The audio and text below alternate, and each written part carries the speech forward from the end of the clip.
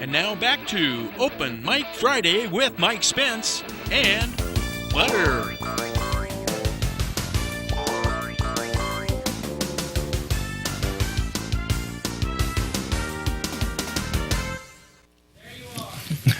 We're back, and Butter's back in the dressing room. Thank goodness. I had to dust Carla off a little bit. Hopefully she didn't mind. A dog I hair. survived. If I knew how much labs shed, I would have gotten 2 of them. You're right. I love Butter, and it's like a lab storm, a lab coat that you live with day in and day out. But we're here today talking about Amador Transit, and we're fortunate to have Carla Meyer here in Amador County as the general manager of Amador Transit. And you just had a contract kind of negotiation. I know this is probably something that you might be uncomfortable talking about, but people know about it because it was in the news. Right. And you had a job offer from another mega city, I understand. I mean, yes. a big development, system. a big system, and you decided to stay in Amador County. We're fortunate that you did. Thank you. I did have it was an excellent career opportunity, and so I had turned in my resignation, and when I addressed the Amador Transit staff, I did it ahead of time because I felt they're such an incredible group of people that have really worked as a team to turn the agency around. And I thought putting a memo on the board is just cold. Mm-hmm. So I had a meeting with the staff, and there were 3 people in the room crying, and then I started crying, and it was awful. But I went ahead and turned in my resignation to the board. And there was, unbeknownst to me, a concerted effort by the employees of Amador Transit, some of the social service agencies, and the public to keep me. And they started calling the board of directors, and fortunately for me, the board of directors listened. And by that time, I was starting to pull at my heartstrings because I was like, do I really want to go? Right. But, and they made an offer that I couldn't refuse, so I'm still here. What a remarkable thing to have happen. It was. Because that type of situation doesn't always work out that way. No. And people are always thinking, well, it'd be cheaper to just hire somebody else, a new, younger employee, and just put them in the spot, and anything goes. But Amador Transit is an important part of the county. It is. And we want to make sure that we have qualified people in these agencies like yours. Mm-hmm. And it's not not a government agency? Why don't you tell me how Amador Transit actually works? It is. Is it a government agency? It is a government entity. I have a couple things I call mythbusters about public transit.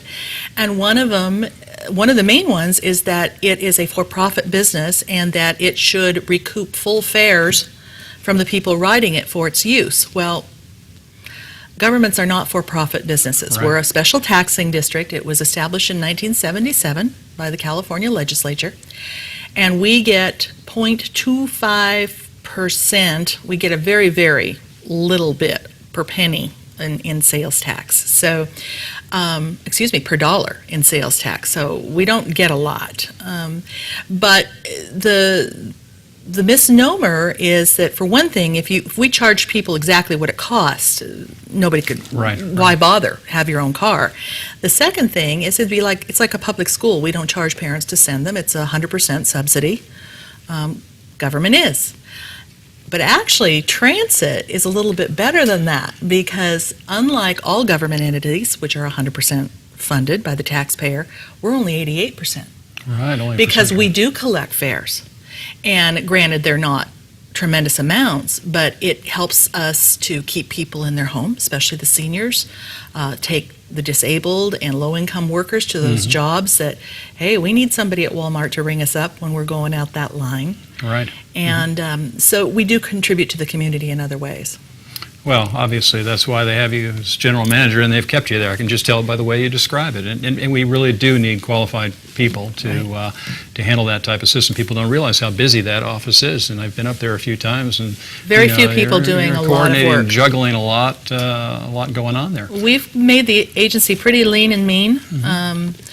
We do have, the interesting thing about a rural transit is we have to do all the same reporting requirements as a urban one, and they have staff to do it, and we have 2, myself and our assistant manager, Maggie Amarant, and of course then Robin Valencia came on as mobility manager, and she's done a tremendous job in coordinating other transportation options in the county.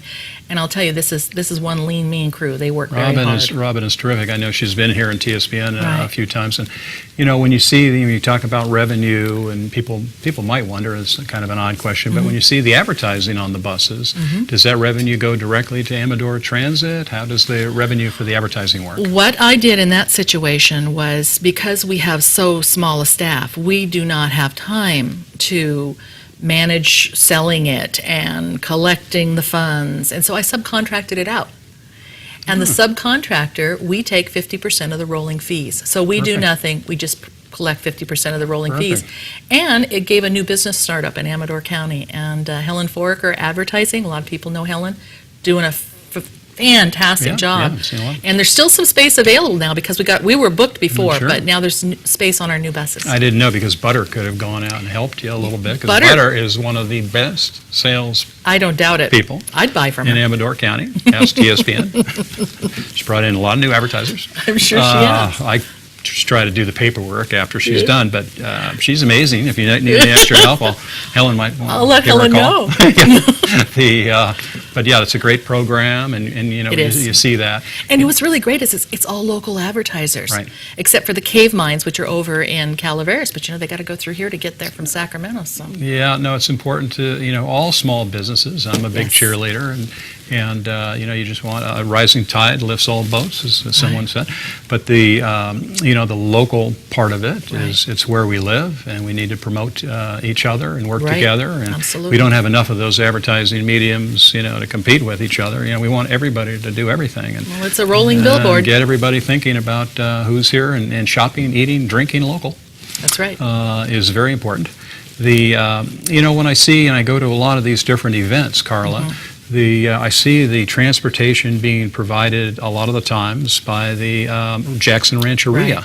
And how does that work out cooperatively? Are they using Amador Transit buses? Do they have their own buses? No, they have their own. They have their own. They have a lot of buses. And they're, from what I'm seeing, they're very community-oriented, which is great. Now, for Dandelion Days, we did put service on the road for those 2 days, and we had a lot of ridership, and it was great, because we were able, there's no parking to get to the event, and so we went from the parking lot out on Broadway and 49 and the county admin building and the transit center, and we put about, I think it was over about 800 people rode our trolleys that day. So that was great. I would like to do more of that. I'm originally from a very tourist-oriented community where public transit has, very similar to Amador Transit when it started. Without the public transit there now, the tourism would not be what it is for that community. And eventually that's what I would like to see us do here too. Yeah, there is a tourism link, and when I was talking with Rich Hoffman at the Rancheria, and he says, that the family tribe, they just believe in that transportation thing. They realize the value. But there is that tourism linkage, and it's all tied together, and it's just great to be able to go to these events, and for people to get from one place to the other. They can park at one end of town, not have to worry about walking too far. And we have to be careful because we can't do charter, but we can do special events as long as they're published and they're open to the public. So our Amador County Fair is coming up. It certainly is. We are running all 4 days this year, and we are running from early in the morning until 11:15 at night. That fair, I always look forward to the fair, and that's coming up here in July. So we're going to have a great time for that. But we're almost out of time, and I just want to thank you for coming on Open Mic Friday and putting up with Butter. And, love Butter. All that type of thing. We have the events, Jazzing It Up in Jackson. What is it called? I'm not even sure. It's Jazzing It Up in Jackson. I had it right for a change. So please stay tuned to more TSPN programming, and we're looking forward to another great weekend here in Jackson and Amador County. You're watching Amador County's #1 news and sports leader, TSPN.